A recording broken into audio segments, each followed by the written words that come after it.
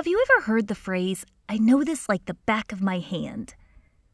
Well, it might make you question, do you really know the back of your hand? Because if you really look at your hand, you see your skin, but it's also what you can't see underneath that's pretty incredible. You can't see the millions of cells that make up your hand, at least not without a microscope. We take these cells for granted sometimes, but your body is made up of millions of cells. Cells that work together, cells that are very organized with specific functions, cells that carry your whole DNA code, but use specific parts of your DNA code depending on the cell's function. Your cells make up body tissues. Tissues make up organs, like your heart, for example. And organs are part of an organ system, like your circulatory system. Organ systems are so important for you to understand in order to know how your body works. And one thing to keep in mind is that organ systems, they don't work in isolation. They are not loners. No, they work together and they're part of a big team. So we're going to intro the 11 major organ systems.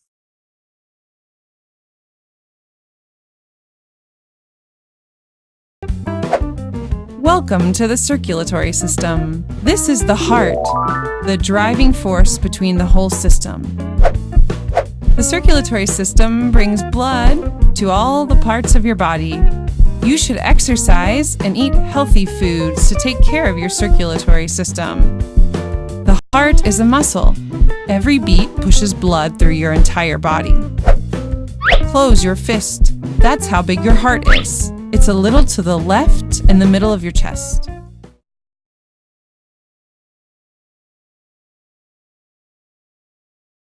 Simple science. What is the digestive system? The digestive system is basically a long twisted tube running from the mouth to the anus, through which the food we eat travels. It also includes organs such as the liver and pancreas, which produce chemicals used in the digestive process, which involves breaking the food down so that nutrients it contains can be absorbed by the body.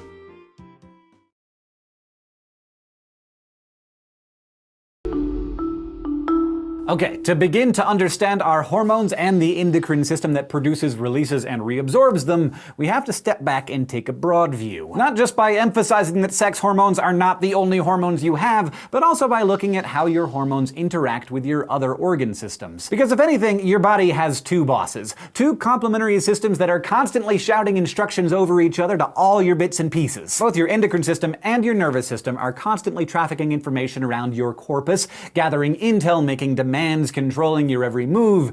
They just have totally different ways of doing it. Your nervous system uses lightning-fast electrochemical action potentials delivered by an expressway made of neurons to specific cells and organs. But your endocrine system prefers a slower, wider stream of data. It secretes hormones that travel through your blood, not through neurons, so they move more slowly, but they also produce widespread effects that last a whole lot longer than an action potential. Now, compared to your heart or brain or other arguably more glamorous organs, your endocrine system's organs and glands are kinda small and lumpy. They're also rogues. Instead of being all nestled together like in your other organ systems, these guys are scattered all over the place, from your brain to your throat to your kidneys to your genitals. A gland is just any structure that makes and secretes a hormone, and the master gland in your body is the pituitary, which produces many hormones that signal other glands, like the thyroid, parathyroid, adrenal, and pineal glands, to make their own hormones. One of the coolest and most important things that our bodies do is maintain this thing called homeostasis. It's a regulation of the stable internal environment no matter where we are or what we're doing. After all, we put our body through a lot every single day. We're always adding food and liquid and chemicals, and we're constantly changing temperature and our levels of activities, but our bodies can roll with it. It's like no big deal for them. All of our organ systems have some hand in maintaining homeostasis. I mean, it's basically the thing that makes us not dead.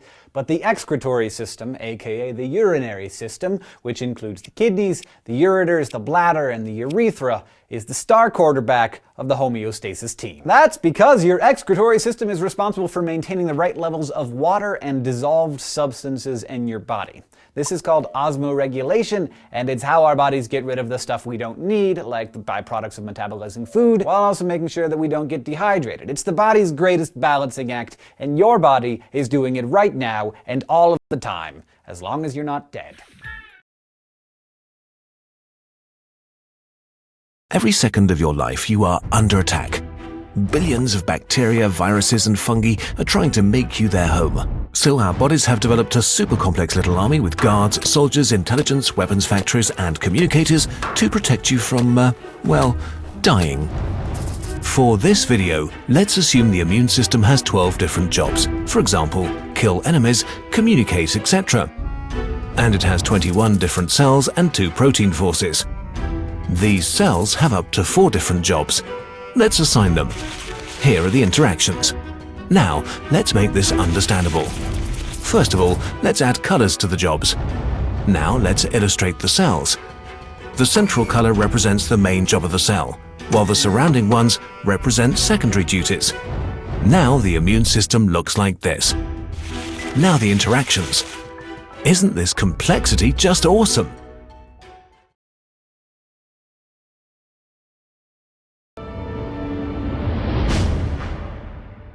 The great and mighty nervous system, or the brain as most of us call it. What makes this organ unique is that within it lies the ability for humans to know oneself. This feature distinguishes and sets the human species apart from the rest of creation. This ability is known as consciousness or intelligence. To begin, let's look at the primary function of the nervous system. The basic purpose is to coordinate all of the activities of the body. It enables the body to respond and adapt to changes that occur both inside and outside the body.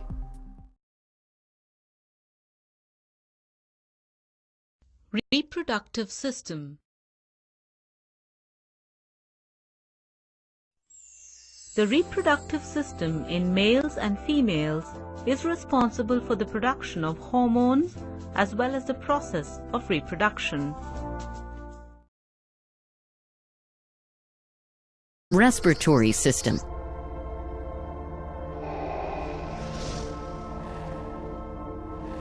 To understand the process of breathing.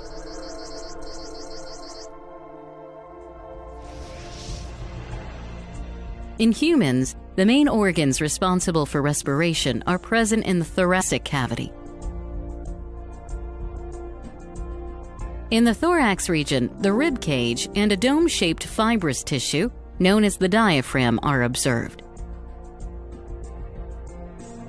Present within the rib cage are the pleural membranes, which enclose the lungs. The right lung is divided into 3 lobes: the right superior, right middle, and the right inferior lobe. The left lung is smaller and has only 2 lobes, the left superior and the left inferior lobe. Both the lungs are associated externally with small tubular bronchi, which unite and extend into the trachea. The trachea has incomplete C-shaped rings of cartilage, which prevent the tracheal wall from collapsing. The trachea leads into the pharynx, which is connected to the nostrils. As we breathe in air, the oxygen molecules enter the nostrils and travel downwards through the pharynx and trachea to finally reach the bronchi.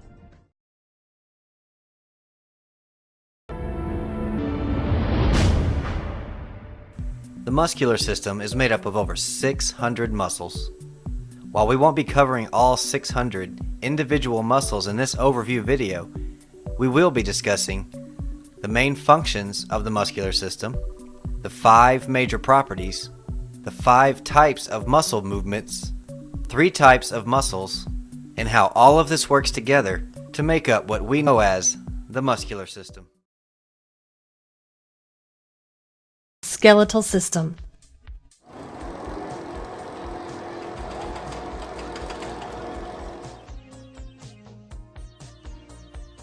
This is a human skeleton, just a model of human bones. Don't get scared.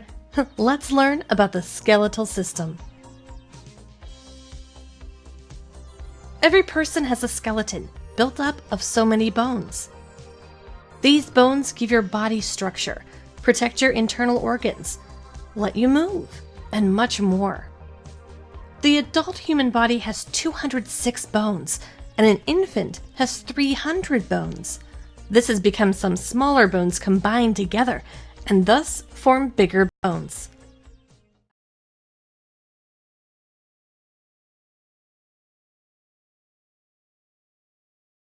We will first learn about the sense of sight. Which part of your body lets you read your favorite comic book and check out the beautiful rainbow outside?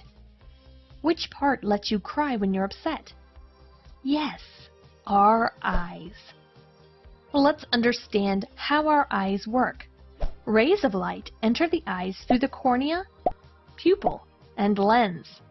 These rays pass through a gel-like structure called vitreous. These rays are focused on the retina. In the center of the retina, there is the macula that provides us a fine vision. The area of retina that surrounds the macula gives us our side vision or peripheral vision. The retina converts the rays into signals that are set through the optic nerves of the brain. Thus, we are able to see everything around us. You are a smart boy.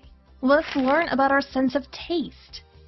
The organ that is used for taste is our tongue. Let's see how it works. On the surface of the tongue, there is papillae that look like bumps. These are the four types: filiform, foliate, circumvallate, and fungiform. The taste buds are located on the walls of papillae.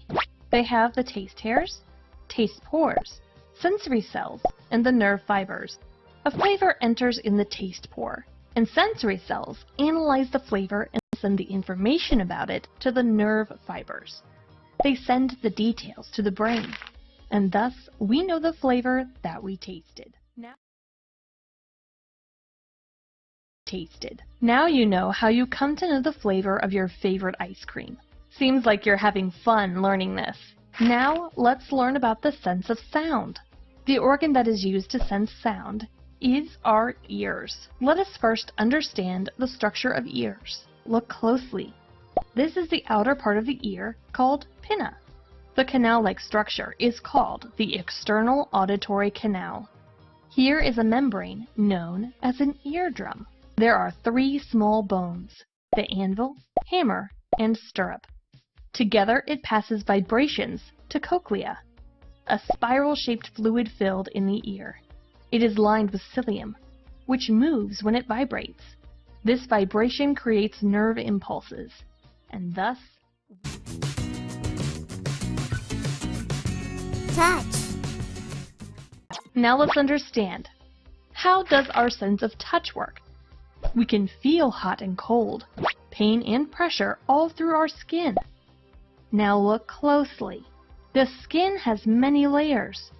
The inner layer is known as dermis. Dermis has so many nerve endings. These nerves can send and receive information into the spinal cord and brain. The spinal cord in the brain tells us what to do next. Touch is actually not a single sensation.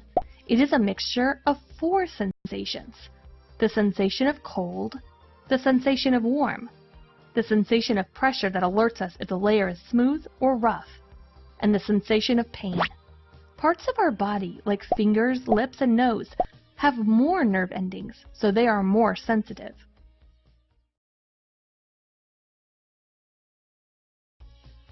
Now it's time to learn about our sense of smell. The organ which is used for smell is our nose. Look closely here. At first, a smell enters in our nose. There is mucus inside the nose where the smell dissolves. Then they stimulate the hair-like endings of our olfactory receptor cells. This process generates a nerve impulse which travels directly to our brain.